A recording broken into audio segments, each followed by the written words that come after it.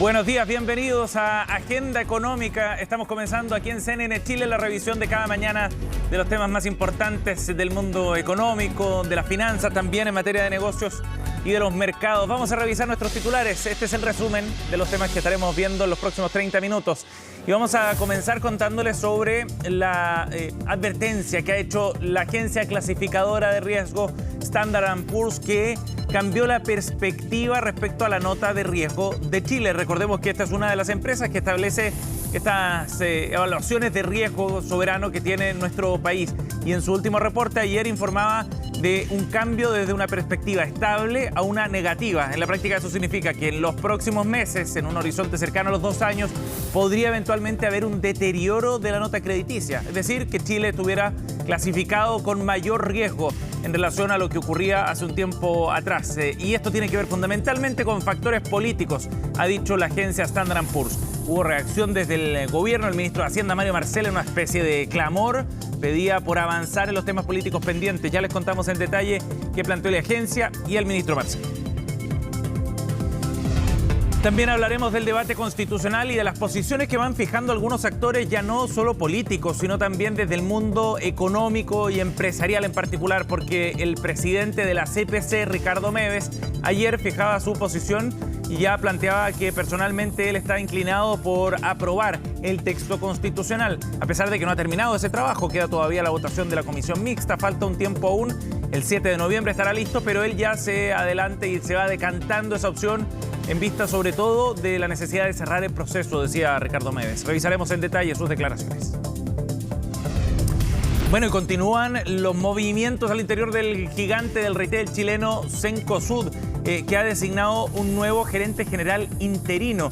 Recordemos que esto tiene que ver fundamentalmente con la sanción que se ha aplicado por parte de la CMF a su ex gerente general, a Matías Videla, y un proceso de nombramiento del nuevo gerente que ha sido seguido muy de cerca por la comisión, al punto que ha tenido que echar pie atrás a nombramientos anteriores, fundamentalmente el de Heike Pollmann.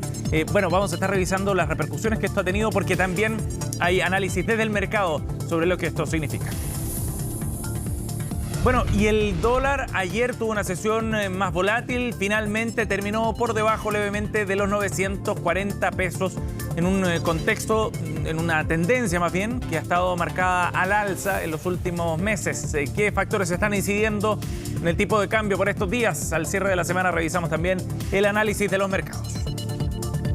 Y precisamente nos vamos a ir a ver lo que ocurre con las bolsas a esta hora de la mañana, algunos datos para partir también el día en mercado nacional. El Eurostoxx a esta hora está retrocediendo, lo hace en 1,16%, el índice que pondera todas las bolsas europeas, mientras que Londres está cayendo en un 0,91%, de acuerdo a las referencias a nivel internacional. Por otra parte, en Asia también la jornada está en terreno negativo. El Nikkei cayó medio punto porcentual, el Hang Seng 0,72%. Todo esto después del discurso de Jerome Powell, que dejó abierta la posibilidad a nuevas alzas de tasa de interés en la Reserva Federal, a pesar de la pausa que está proyectada para noviembre, además de todas las tensiones geopolíticas también en Medio Oriente, como factores que han incidido esta semana la caída en las bolsas internacionales. ¿Qué ha pasado en el mercado local? Los números chilenos para partir el día los revisamos a continuación, con la bolsa chilena que se acerca a esa frontera de los 5.700 puntos. Ayer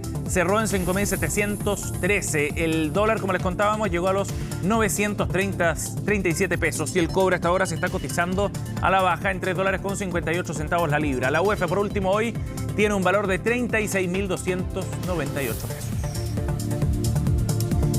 Bueno, partimos entonces con esta revisión y veamos primero lo que ha resuelto Standard & Poor's, agencia clasificadora de riesgo, que ayer emitió una señal de alerta, una advertencia dirigida fundamentalmente al mundo político nacional. Decidió rebajar la perspectiva más bien de la clasificación de riesgo, es decir, cuál es el horizonte, qué es lo que está viendo Standard & Poor's sobre nuestro país, y lo rebaja de categoría estable a una perspectiva negativa.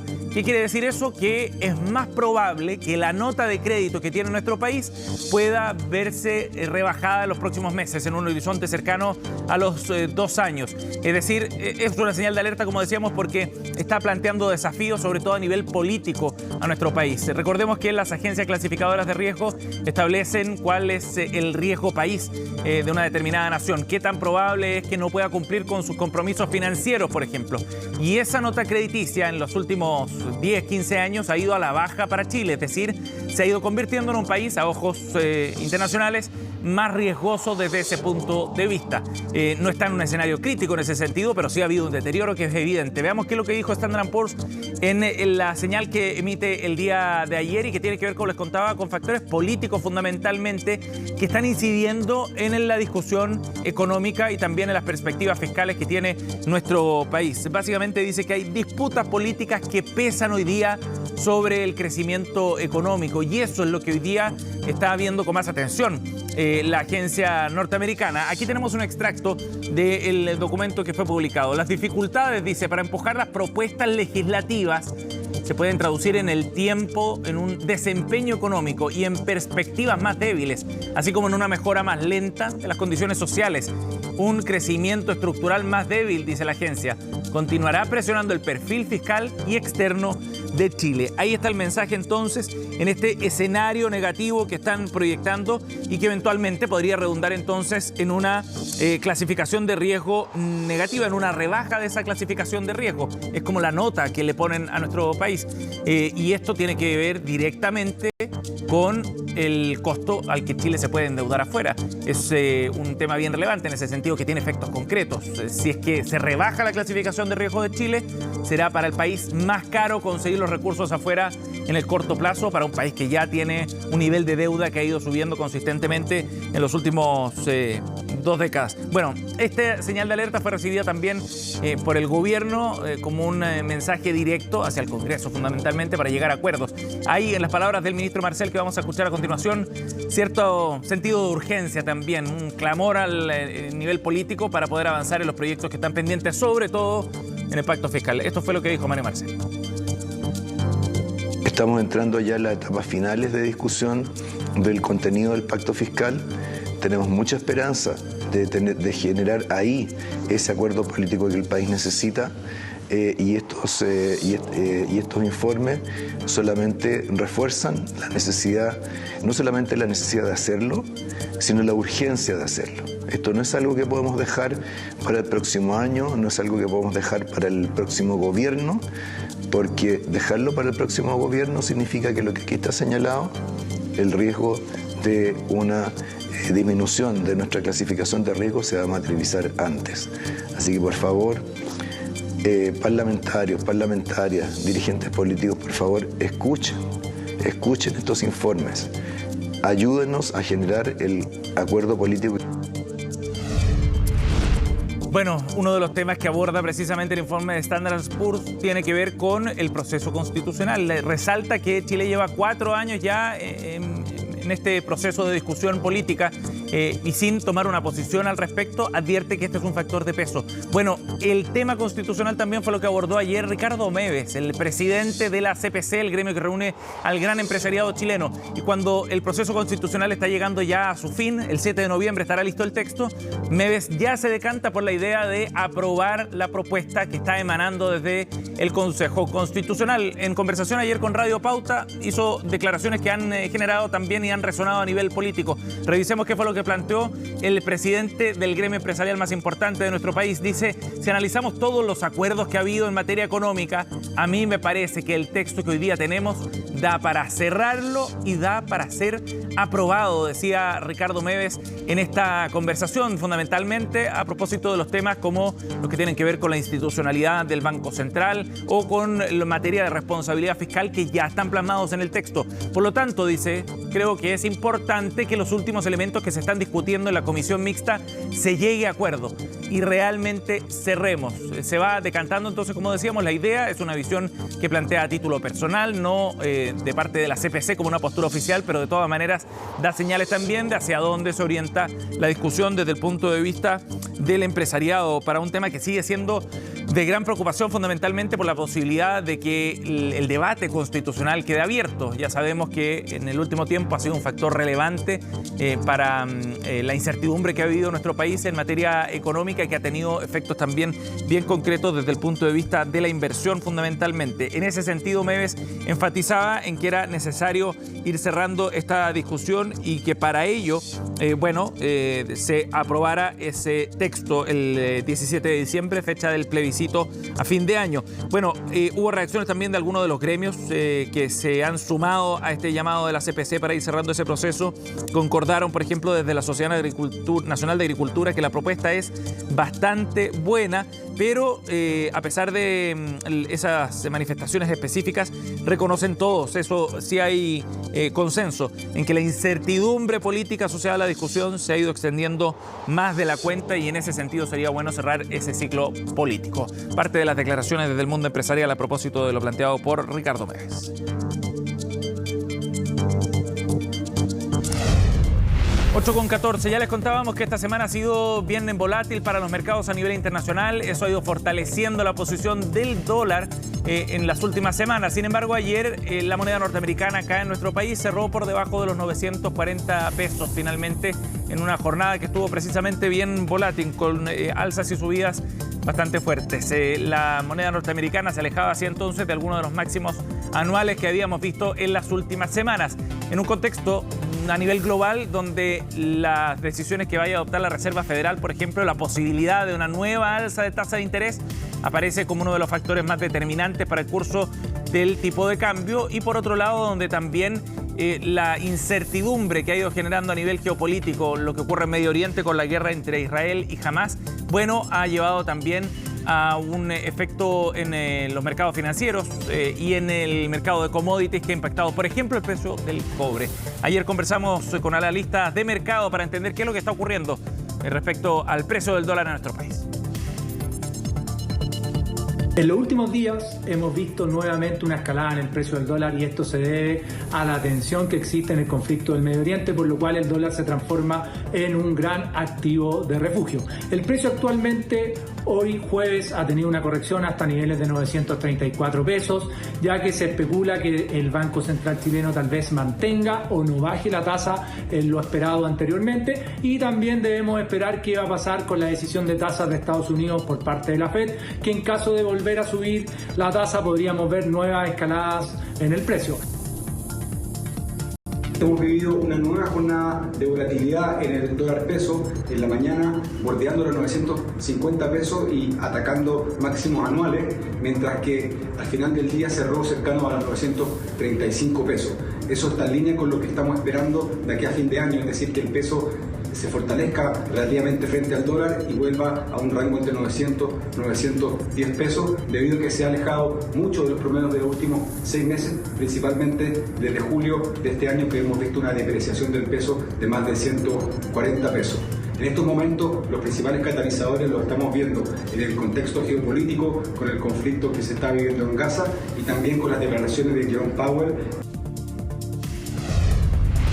Bien, nos vamos a otro tema. Cencosud ha estado en estos días en el ojo del huracán a propósito de la decisión de reemplazar al exgerente general Matías Videla, quien, recordemos, presentó su renuncia después de haber sido multado en una primera instancia, al menos por la Comisión del Mercado Financiero. Bueno, esta nominación del nuevo gerente general no ha estado tan sencillo hasta ahora. Una de las primeras decisiones que había adoptado la empresa era nominar a Heike Pollmann como la reemplazante de Videla. Sin embargo, esa decisión fue también revertida debido al reproche que planteó la Comisión de Mercado Financiero.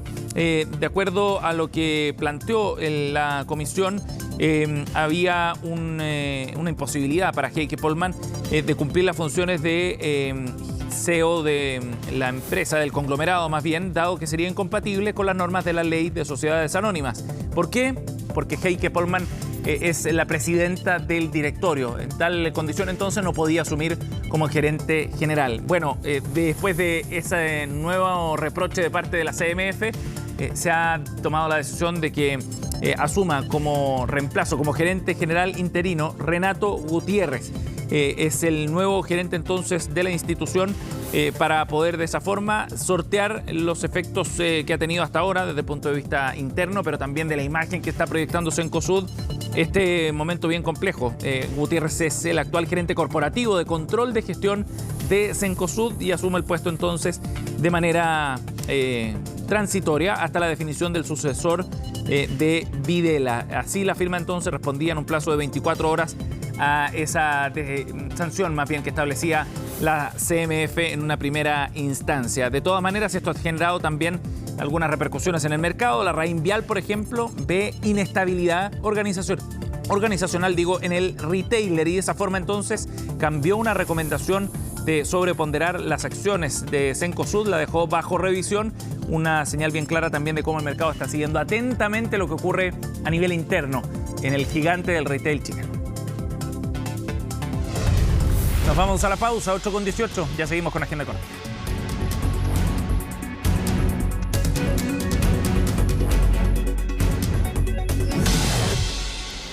Bien, estamos de vuelta, seguimos aquí en Agenda Económica y vamos a conversar sobre el trabajo que ha estado realizando nuestro país en materia comercial, en materia de inversiones también.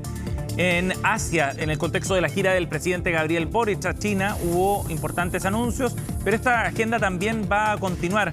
Ahora siguen los pasos también en India y luego incluso en Japón. Vamos a conversar de este tema junto a la subsecretaria de Relaciones Económicas Internacionales, Claudia Sangüesa, en contacto con Agenda Económica desde India. Gracias por el contacto, subsecretaria. Muchas gracias a ti. Buenos días. Bueno, subsecretaria, primero partamos por lo que viene en esta agenda. Ustedes están en India, continúa este trabajo. ¿Cuáles son los objetivos de este paso por una economía tan importante también como la economía india? Sí, efectivamente, vamos a India. Esta próxima semana tenemos reuniones con el Ministerio de Comercio y algunas autoridades del gobierno. Nosotros tenemos actualmente un acuerdo de alcance parcial con India y es una prioridad para el gobierno ampliar las condiciones y los beneficios de ese acuerdo. Y por lo tanto hemos estado teniendo un plan de acercamiento con las autoridades allá, que implicó varios viajes anteriores, y yo voy como la primera autoridad realmente en 4 años a comenzar ya más formalmente, ¿cierto?, la conversación en torno a la ampliación de este acuerdo de alcance parcial. Y ahí veremos en qué se transforma. ¿Y por qué puede ser eso tan importante para Chile, entendiendo el crecimiento que ha tenido la economía india? Es una economía gigante, es el país más poblado del mundo, ha tenido un crecimiento sostenido bien relevante, hay buenas perspectivas además. ¿Por qué puede ser importante para Chile entonces? Bueno, India se ha convertido en el país más grande del mundo en términos poblacionales. Y por lo tanto es un mercado muy importante a nivel mundial. Y Chile está con un objetivo también de vincularse a estas grandes economías para poder ampliar las posibilidades de desarrollo interno y las posibilidades de generar empleo al interior del país. Por lo tanto es relevante ese mercado como para el futuro de Chile. Bien. Subsecretaria, hablemos también de la gira y el paso por China. El presidente Gabriel Boric estuvo varios días allá, ha regresado ya a nuestro país y es momento también de hacer un balance. ¿Cómo evalúa usted el paso desde el punto de vista de la atracción de inversión, del fomento comercial con China después de esta visita? Efectivamente, consideramos que ha sido muy exitosa la visita. Es la primera visita del presidente a China. China es el principal socio comercial de Chile hoy en día. Y han habido varios hitos en los cuales Chile ha sido el primero en esta relación política comercial con China. Fue el primero en, por ejemplo, apoyar para el ingreso de China a la Organización Mundial del Comercio, entre otras cosas. Y Chile es también una puerta de entrada al resto de América Latina. En esta ocasión, junto al presidente y varios ministros, se firmaron 13 acuerdos para mejorar la facilitación del comercio internacional, o sea, de la entrada de nuestros productos, especialmente agropecuarios, y acuerdos de colaboración en distintas materias de infraestructura pública, transporte, de desarrollo económico para las pequeñas y medianas empresas, y eso, por lo tanto, algo histórico, y renueva, reconecta al país con China. Además de eso, había un especial énfasis en esta visita en la búsqueda de inversiones, y se logró, ¿cierto?, que una empresa china va a invertir más de $200 millones en la industria del litio, con la posibilidad también de fabricar baterías de litio en nuestro país. Sí. Y eso entonces le da valor agregado a esa industria, que es lo que estamos buscando como gobierno. Subsecretaria, y en ese sentido, ¿usted cree que China puede jugar un rol importante en el desarrollo de estas industrias estratégicas que ha trazado Chile en el litio, pero también eventualmente en otras, en materia de energía, hidrógeno verde, entre otras? Efectivamente, China ya actualmente juega un papel importante. 64% de los envíos de nuestro litio ya está viniendo a China. Yo estoy en China en estos momentos todavía. Y el paso siguiente, que era lo que estábamos buscando, es poder complejizar esta industria y poder producir en nuestro país, más allá de la extracción de litio, estos productos derivados del litio, que nos ayudan también a dar valor agregado, como ya dije, a nuestra economía. Y China ha mostrado la voluntad, también otros países, por supuesto, de poder invertir en Chile.